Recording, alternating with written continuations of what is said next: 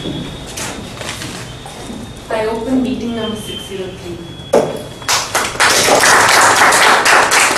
Can I have the secretary?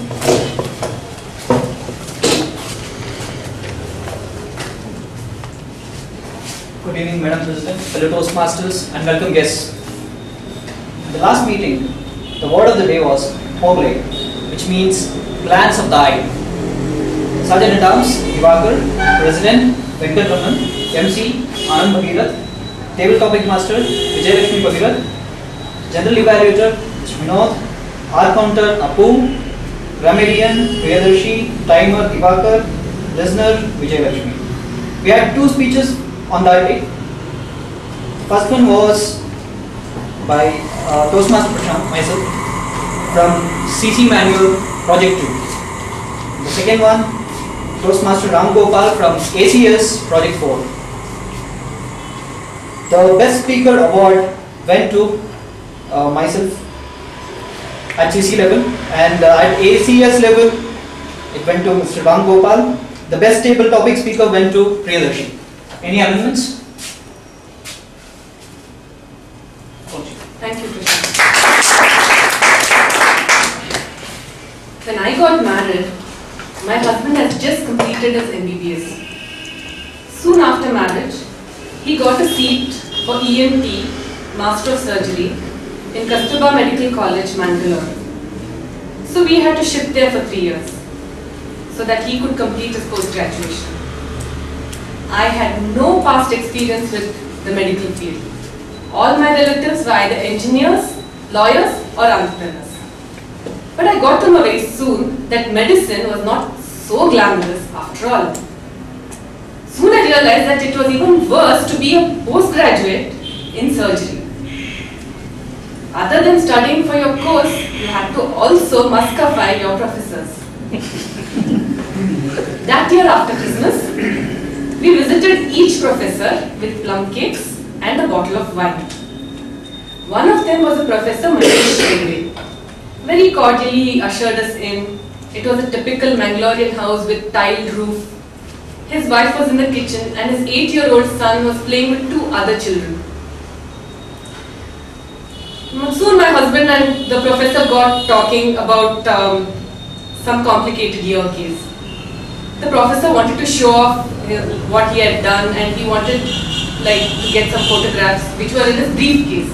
And that briefcase was in the first floor of their house. He called his son. Papu, get my briefcase from upstairs. Papu turned around and said, no daddy, get it yourself. And he continued playing. So these two continued their conversation, and anyway I had no interest in the insides of the ear.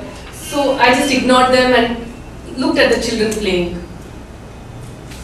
They were hiding, they were playing hide and seek. They were hiding under the table, behind the door, they were going up and down.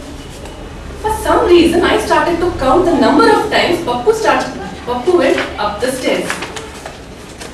By the time my husband said, okay bye, we can go, Pappu had gone up 22 times.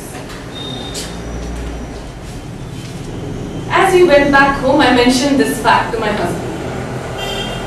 And he was like, he could go up and down 22 times and he couldn't get the briefcase? And look at the way he answered back his father. By then I had found Pappu rather cute. So I took it upon myself to defend his case. I said, your professor, when he's in the operation theatre and operating, he's concentrated. He has to command the nurses. He has to say, give me the knife or give me the scalpel. Can he say, darling, give me the knife, honey, give me the scalpel? He can't say that. Then that operation will take a lot more time. The problem is, he's carrying that attitude home. With you PGs, of course, you're tolerating it. You have to. Anyway, it's for 3 years. But with friends and relatives and at home, who is going to tolerate?